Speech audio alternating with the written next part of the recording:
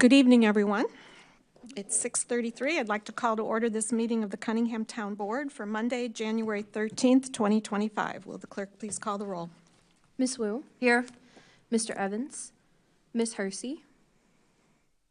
Here. Ms. Colasetti. Here. Ms. Bishop. Ms. Wilkin. Here. Mr. Quisenberry. Here. Mayor Marlin. Present. Supervisor Chenoweth. Present. Assessor Owana.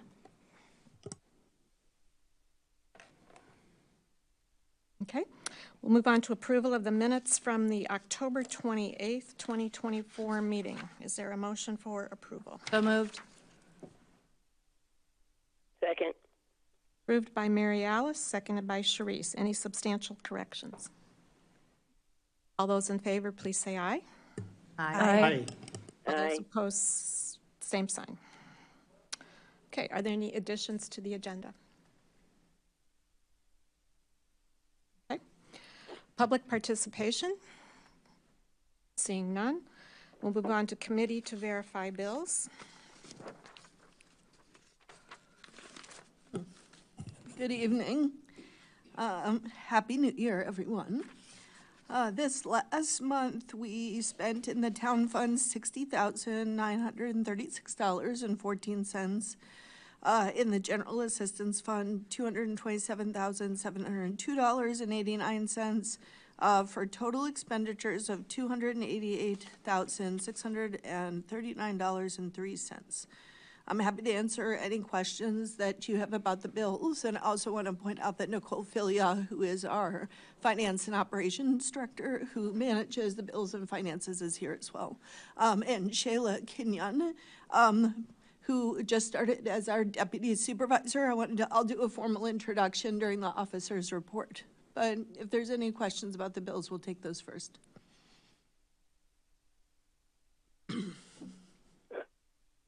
Mary Alice? I think we're going to be talking about the mid-year. Is that right? So, okay, thank you. Okay, seeing none. Is there a motion to approve the Town Fund General Assistance Fund bills? So moved. Moved by Jaya. Is there a second? Second. Seconded by Mary Alice. Any further discussion? Sharice, did you have any discussion? No, I didn't. Okay. All those, will the clerk please call the roll? Ms. Wu. Yes. Ms. Hersey. Yes. Ms. Colasetti. Yes. Ms. Wilkin. Yes. Mr. Quisenberry. Yes. Reports of officers. Great. So tonight we're going to talk a little bit about the audit, the financial report. I wanted to ask Nicole Filia to be here to answer some of the questions. She's been captaining the audit behind the scenes for a number of years. I also want to introduce Shayla Kenyon Bass-Briggs, who just started a few days ago. Started at Cunningham Township, tomorrow will be, today is actually her 7th day on the job. She has a master's in social work from the University of Illinois. She was actually instrumental in helping to create the leadership and social change track at the social work school. She's a licensed social worker with decades of experience in the field. Most recently, she worked with DCFS in Danville, which is very important because we oftentimes are looking for that expertise in our office. Before that, she was the Homeless Services Continuum of Care Planner at the City of Cambridge in Cambridge, Massachusetts. She was a coordinated entry specialist at Must Ministries in Marietta, Georgia. So she implemented the coordinated entry system for Cobb County, which is where Atlanta is based, for their continuum of care. Did a lot of upgrades and significant program development in that continuum. She was an eviction prevention professional and court professional, so she's been in court. She's worked with evictions and rental assistance. She was a case manager specifically focused on veteran and veteran families with Hope Atlanta. And she was a residential program director in Fairfax, Virginia, and managed a group home of people with intellectual and developmental disabilities. So we were looking for Jack Jane of all trades, and we're very pleased to bring her on board to join our leadership team. I just wanted to ask you all to please extend a warm welcome. She's going to be really helping move forward. She'll be managing the strategic plan, our annual organizational plans.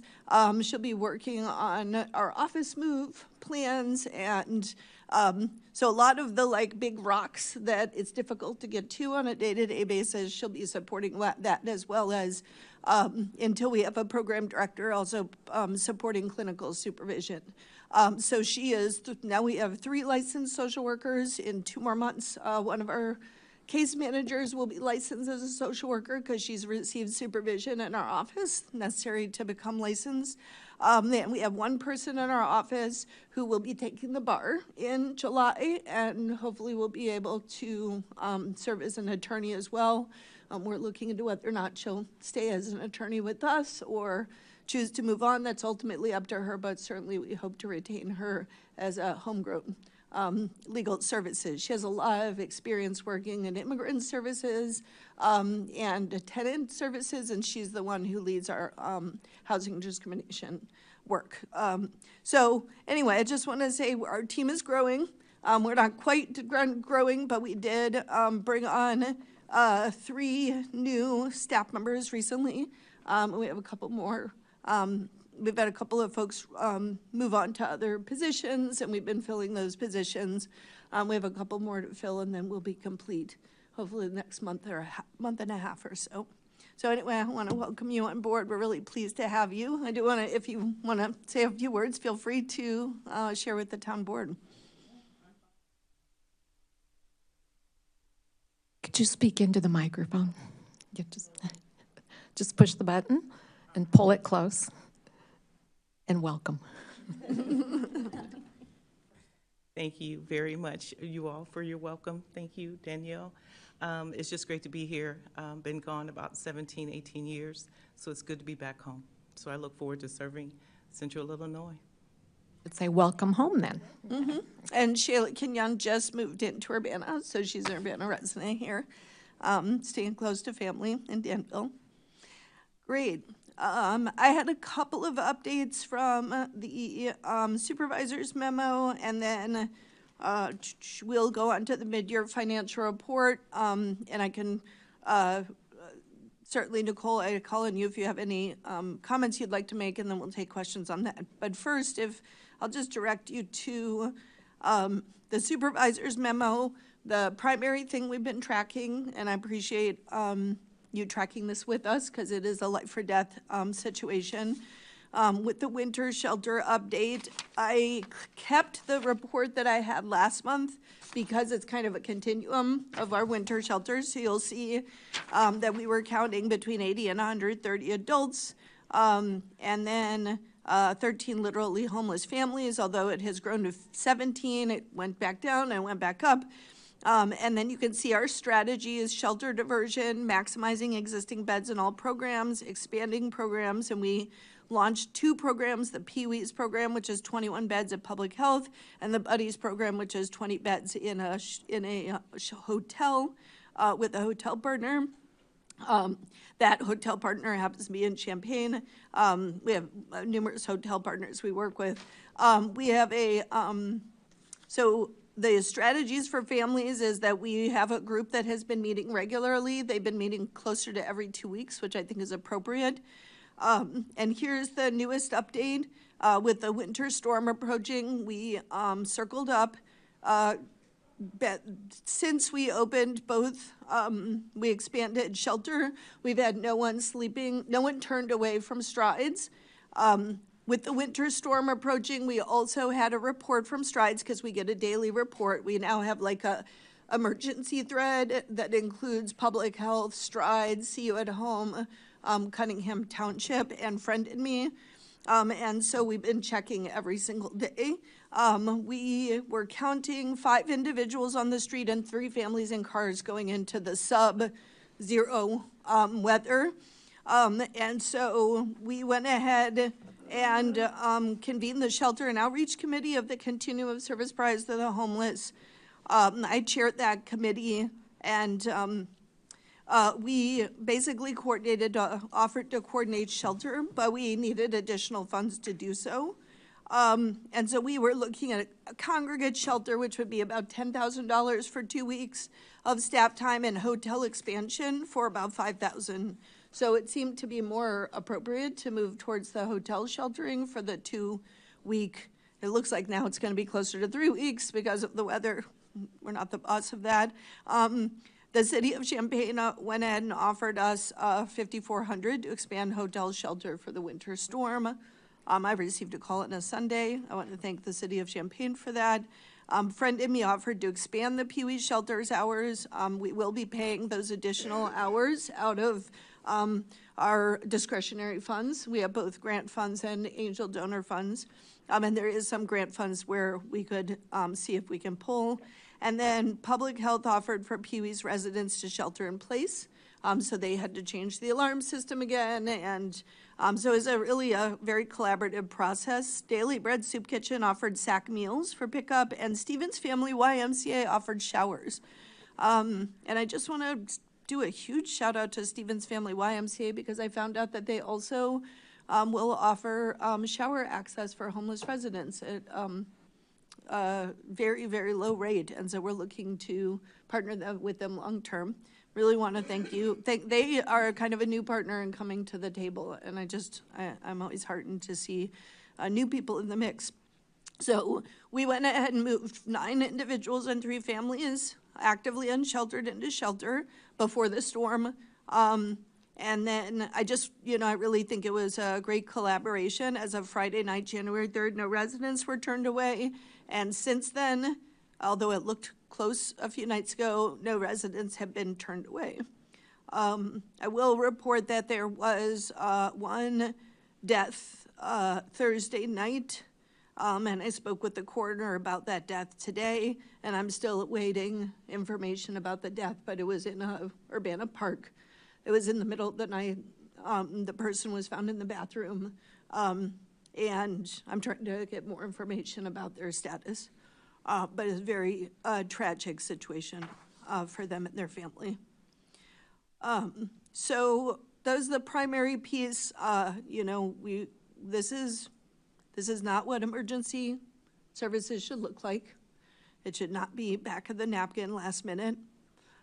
It is what we have right now, and it's better than what we've had in the past. I think I just want to point out that we have the same number of general assistance participants, 107. We do have less applications coming in. 31 of the 107 are homeless. That's just like a record high. We are continuing to try to build a homeless navigation, housing navigation, and supportive services for our GA participants. We're doing a screen of everyone who is homeless and what their situation is. The other piece, I usually try to put in yellows the things I want to pull out. I did mention we're doing more housing navigation and supportive services management. Our utility costs are almost all water related because the power cannot be turned off at this time. We are trying to message folks that even if their power can't be turned off, they should be making payments on their power bills through the winter because folks get hit with very high bills when they get behind. And I know people are trying to pay the bill that is going to hurt them the most first. That's really what people are paying. And so if they can't have their power turned off, they're going to pay their rent first because that's going to hurt them the most. Or it might be their car payment so they can get to and from work. But we are trying to help educate folks that they can set up payment plans and they should try to be making payments over the winter. And then, let's see, I would say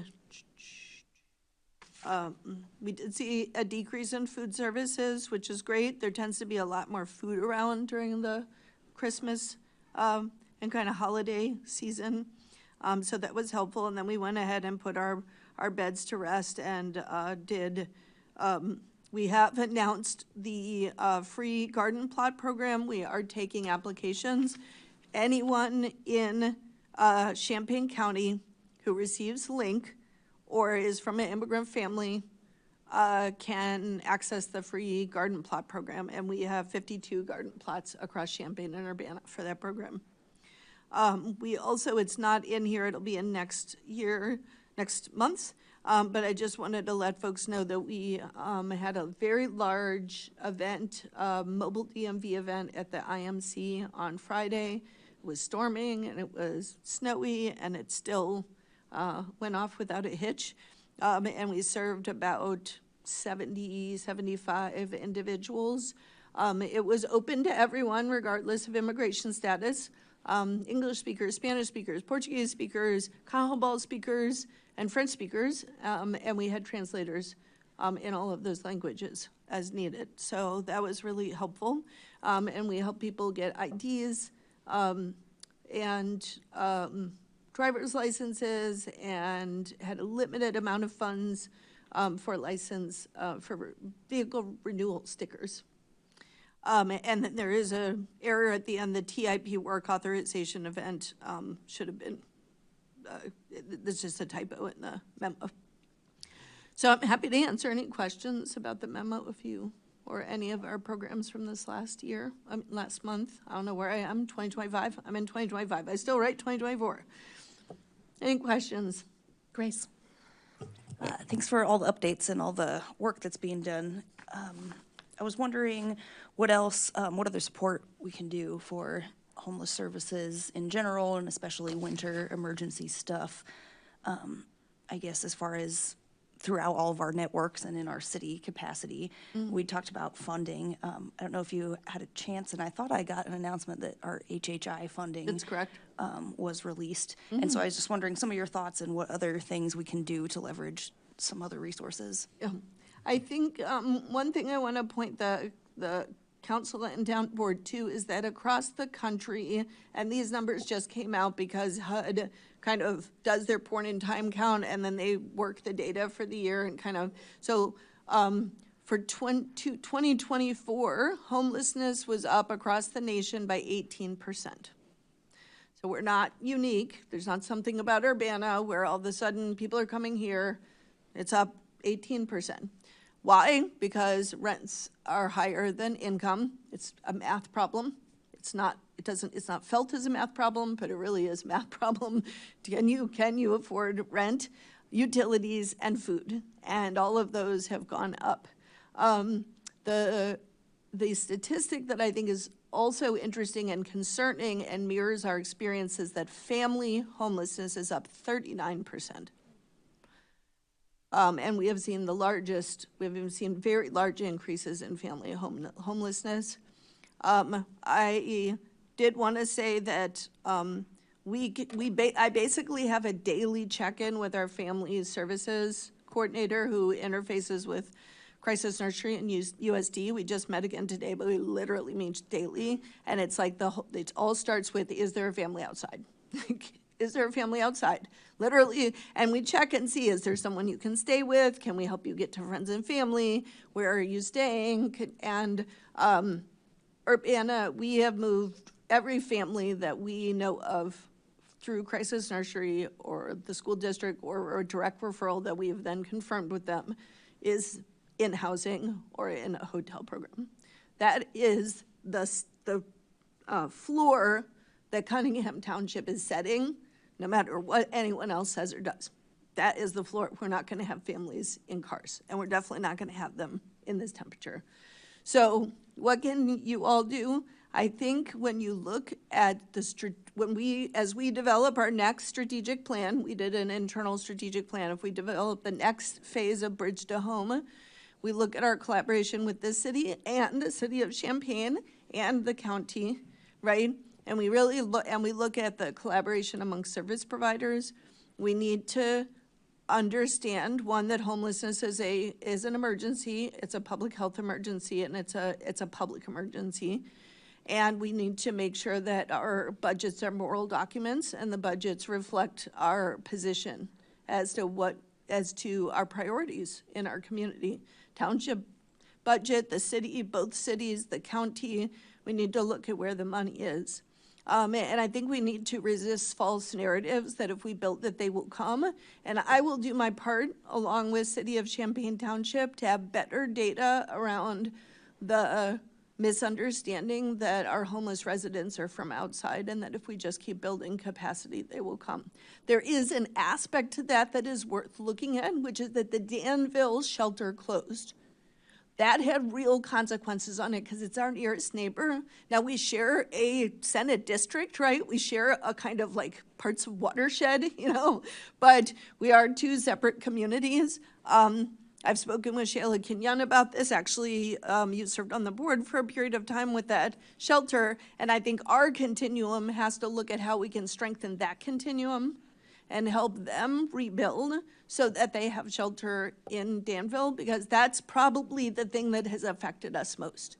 And it's not those people from Chicago, it's the people from Danville who literally their shelter closed and it wasn't their fault, right? And just look and see how we can support that.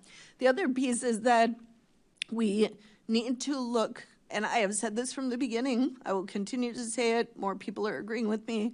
I do not think that women should stay at Strides long-term. Women and trans folks, I do not believe that they should stay at Strides. I think that we should have a different housing situation for them, even if Strides remains the low-barrier shelter where people stay for a night, 2 nights, 3 nights, maybe a week max, and there's very temporary shelter for them. I would like there to be a different option for them to move within a week. And so we can still have the one place that's 24/7, knock on the door, because it's very expensive to run a program like that. But we could also have a place that is case managed and, and I think that would be a good role for Urbana, because most of the, the homeless, we have a domestic violence shelter here, we have rape crisis, and there's plenty of shelter in Champaign, and I think that that would be a good role for Urbana to have.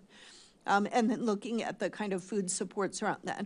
And I am in conversation with a couple of our food partners who might be interested in being like a Daily Bread soup kitchen that would, because one of the issues at Daily Bread is that if your abuser is also using a Daily Bread soup kitchen, there can't just be one soup kitchen in the town. Like, we're a big enough town that we shouldn't have one daily soup kitchen. I appreciate what they do, but they cannot navigate people's relationships. We need to provide alternatives. So that's another piece. And actually, I don't know if you'll get another Daily Bread. The amount of money it costs to run Daily Bread because of the way they're structured is very, very little. But the amount of human power to power that is huge. I don't think, unless St. Matthews is ready to go. I'm picking on you, James. But, I think that we might be having to look at something that's more reasonable in terms of what the cost would be for a place like that.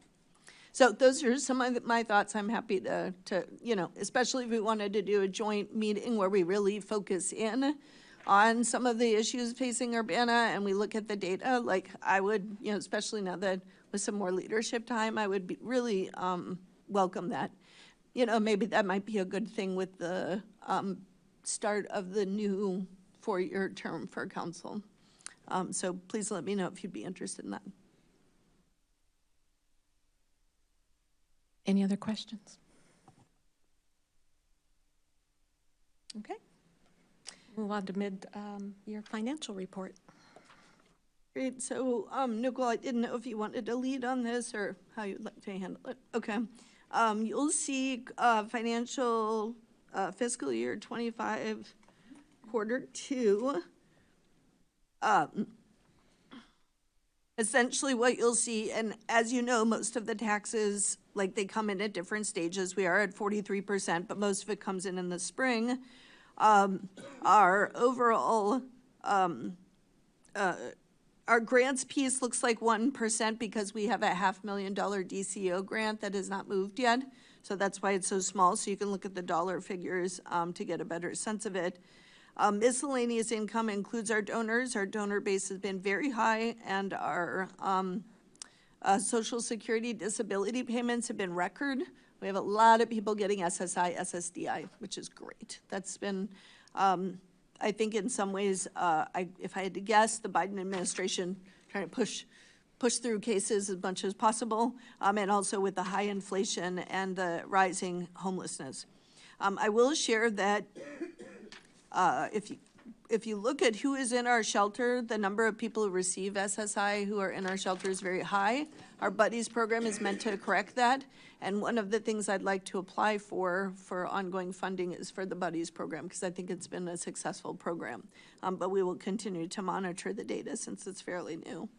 We're underspent, so we should be at about 50%. We're at 41% on salaries and 31% on personnel. That's mostly been due to vacancies. And then you will see, I think, audit services is a one-time thing. Our dues and subscription is a one-time thing. Our utilities is about 45%, so we're a little bit running under there. And our total expense is at the 22%. So far, I think, and again, the total expense versus income is skewed by the $500,000. So that isn't, I think you have to look by line item to get a more accurate assessment rather than looking at the bottom line, so to speak. I'm happy to answer any questions. Nicole's here, she can also answer specific questions. But generally speaking, I would say, even though we are seeing real record increases in requests, we're doing well. If you go to your second page, you'll see the general assistance breakdown, and in particular, you'll see that's where we start seeing some of those overages. Food assistance, program utilities, we're at 58%, and the levy utility assistance is at 82%. Yeah, I'm just checking to see if there's anything else of note. I'm happy to, as you look at it, I'm happy to answer questions you may have.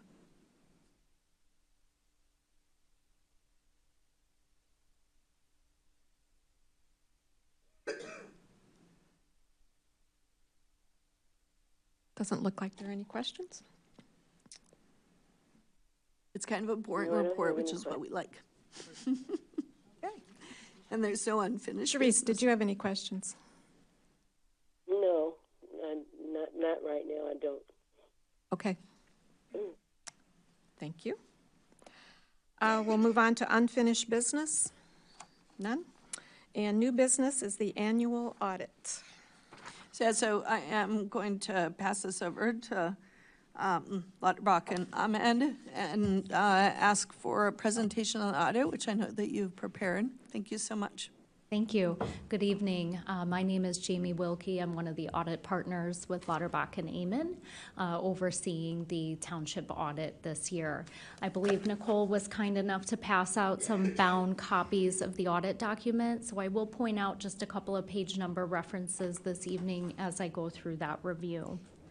Certainly want to start by thanking the township staff. I was happy to know Nicole was going to be here so I could give her kudos. We really do enjoy working with the staff. They're well prepared for the audit.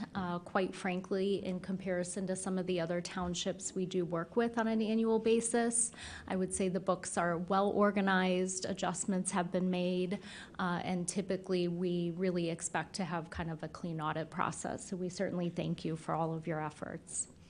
As I said, I'll point out just a few key areas of the document this evening, and we will start on pages 1 through 3 of the annual audit for June 30th, 2024. Pages 1 through 3 are the independent auditor's opinion. So I am in that larger bound document, just FYI, the logo on front. Thank you. Each year, state statute does require that the township undertake what we call an independent audit. The goal of that audit each year when Lauterbach and Amen comes in is to really ensure that the financial statements that the township has presented are in fact materially correct. So as part of that exercise each year, we are looking at, the detailed balances, supporting documentation, workflow, who's involved in approval process and the internal control environment as well.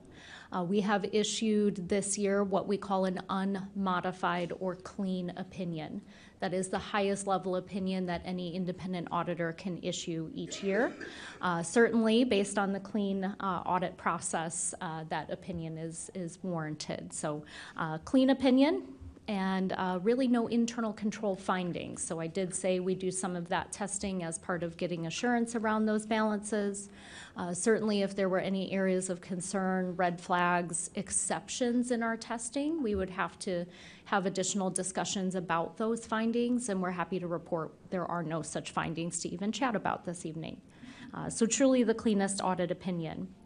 Immediately after the opinion on pages 7 through 12 of the annual audit, you should see a section labeled Management's Discussion and Analysis, or MD&A. Each year, as time has gone on in governmental audits, we seem to be adding pages to our audit document. So this section is really intended to be the executive summary. The goal here, as you have a few more minutes to maybe spend in those 6 pages, is really to provide comparables to the prior year, provide some high-level analytics, commentary on key transactions and trends. On page 7, I do want to point out there are 5 bullet points that really kind of outline those key financial results for the year. Bullet point 1 is important in particular. It tells us whether or not the township operations resulted in an increase in equity or the value of the township, or a decrease. And as you can see, last year's operations added to that net position or equity of the township to the tune of about $1.3 million. As you look at the 4th bullet point down, you'll see that the town fund contributed about $352,000 to that overall increase. And I do want to point out that general assistance was about $882,000 in increased fund balance for the year. So when we talk about operations, overall positive results, revenues were up in comparison to the prior year. I did want to point out interest income in particular was a really strong performer just given the market. So definitely a win for the township when revenues like that come in over budget. And then I did want to mention the last comment. We did have a change this year in looking at the capital asset policy for the township. That was one of our prior recommendations that had been provided in past audits. This is really an increase in the dollar threshold that we apply as far as tracking new capital assets, so it's not as administratively cumbersome, but still provides material balances to the annual audit each year. So that is certainly noted as a change this year as well. And then briefly, I know I talked about the high-level results, but if we flip to page 18, I just wanted to point out at a very high level the income statement for the fiscal year ended June 30th, 2024.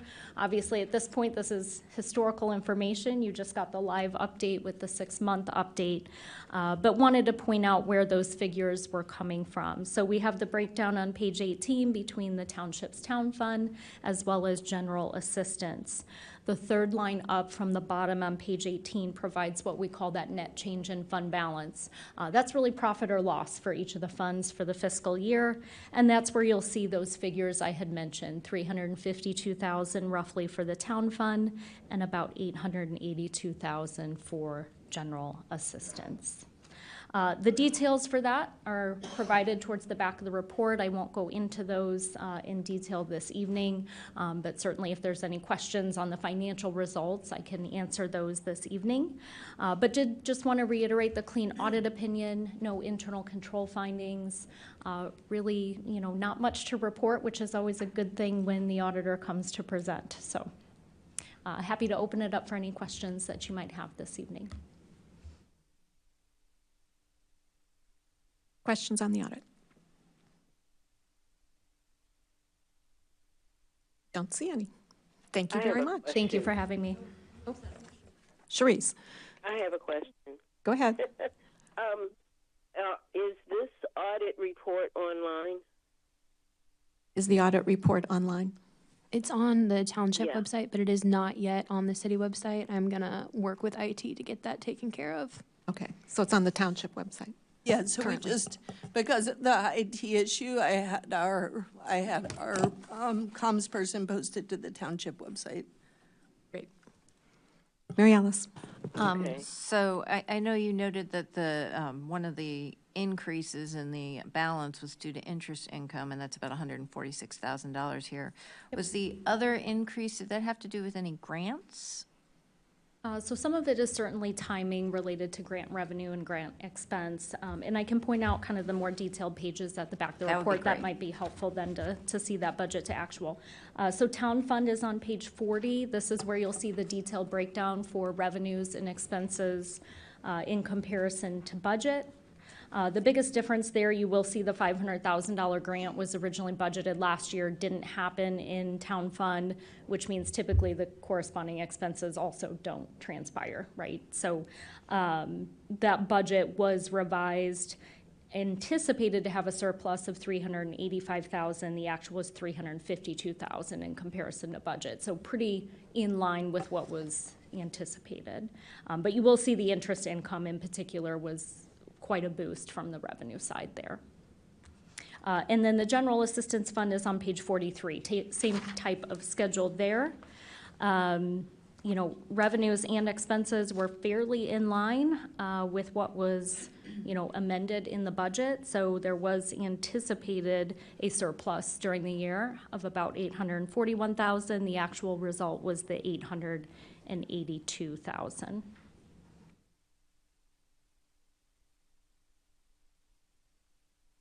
All right, thank you. Thank you.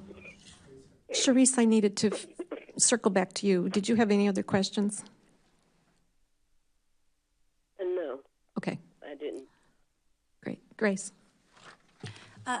Thank you. I think this one is more for Danielle, if this is a appropriate question or not. And I think we've talked about this in budgets, but if you could just remind us with some of this like high ending fund balance and increasing those, that there are some expected kind of capital expenses coming up, right?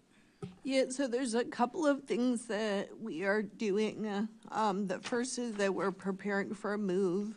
And we've been working with our auditor and our accountant because typically we do have a capital assets policy, but we really need to create a fund. And so we're working with CLA, our accountant, in creating, there's different kinds of funds, and so we're trying to find the most appropriate fund to put our capital in. We also were holding on to some funds for Carl and OSF, Carl and Pravina, and we're still in the process of making some payouts. So there's portions there that I think will be important that we hold. And then we were able to, we received from the state grants at a level that were unexpected. You know, oftentimes I would ask for an amount and expect a different amount to come through. And so we've been making use of that. Funding, you know, we were funding our Bridge to Home program with levy funding. We are funding it now with grant funding. Part of that allows us to actually weather storms.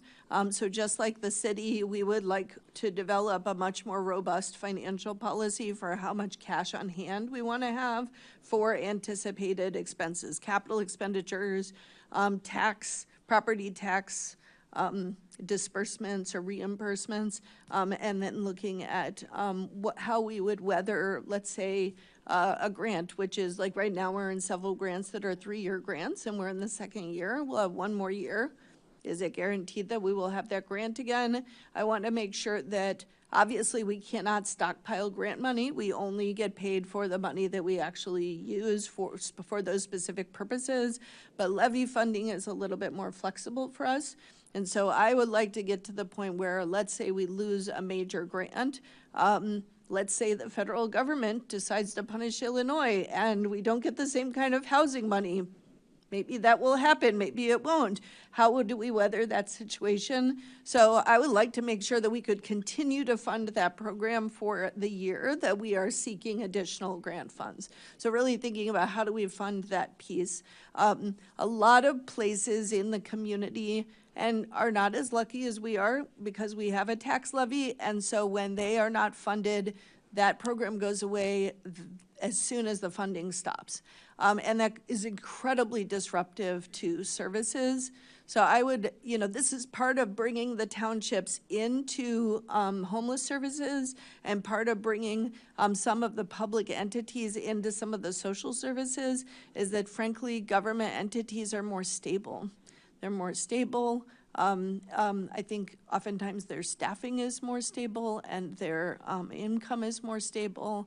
They have stronger benefits. And so I think that having a really solid ecosystem that weaves in the public with the nonprofit and then looks at faith-based business and other kind of players on the edges, I think is really important. So part of that is we're making sure that we can weather the storm, but we also have this capital expenditure. But as I think you can note, looking at it, we are able to match grant income to grant expenses.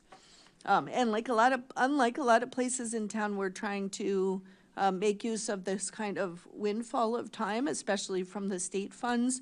The local funds have gone really fast. The ARPA funds have gotten really fast, and we've used that there, but the windfall from the state funds has really helped us to protect that levy as a nest egg for our next move.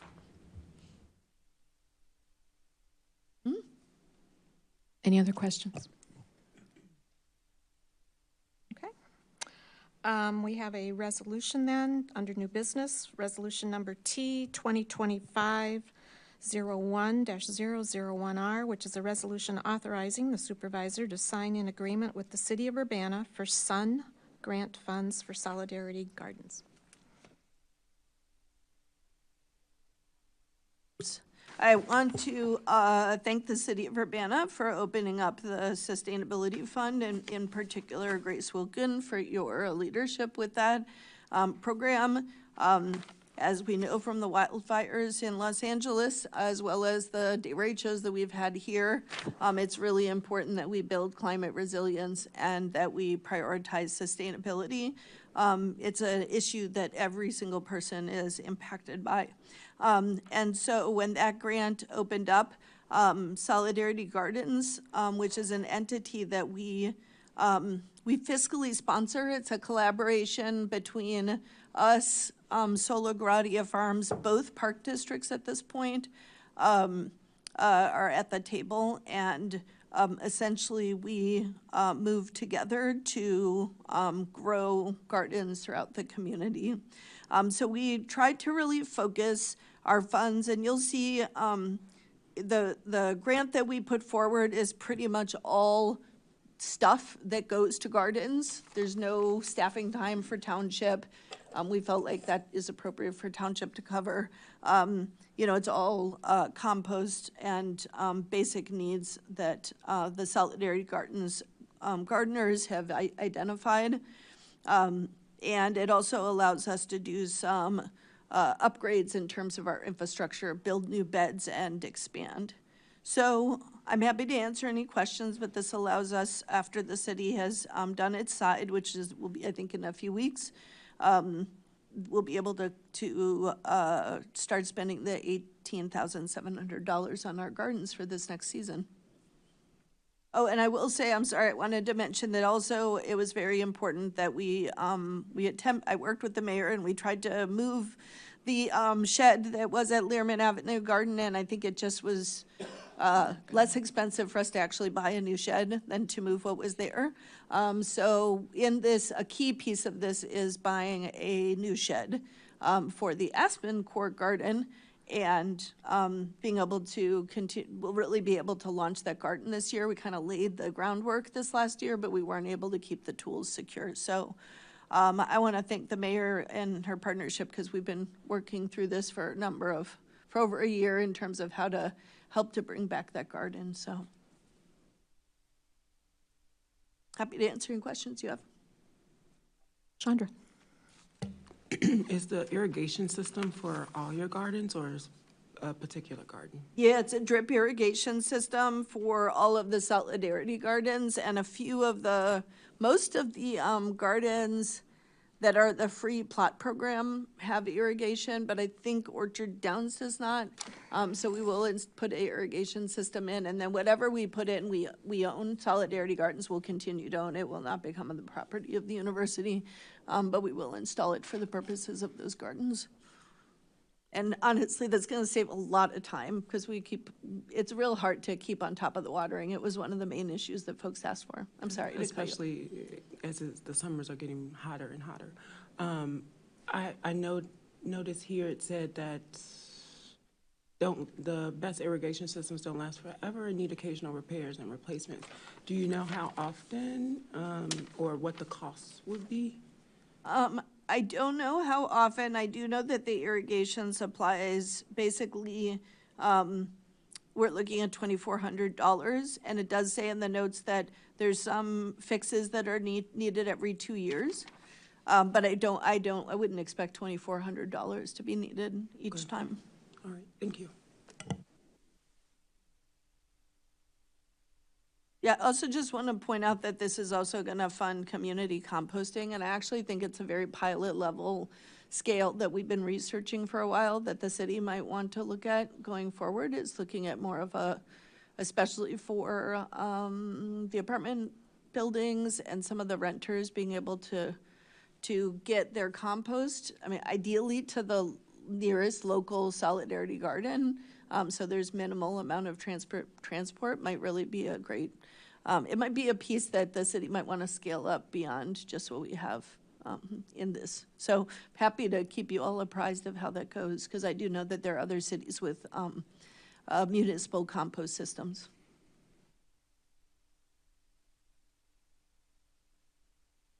Any other questions about this? Sharice, did you have any questions? No, I do not. Okey doke. Chandra.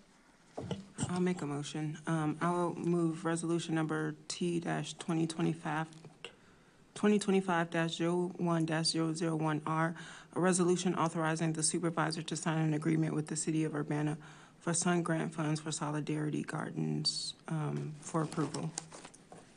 Is there a second? Any further discussion?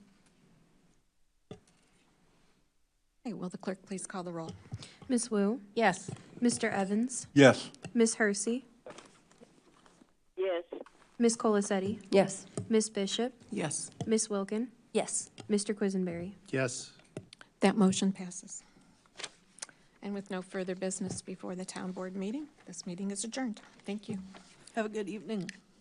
Welcome again.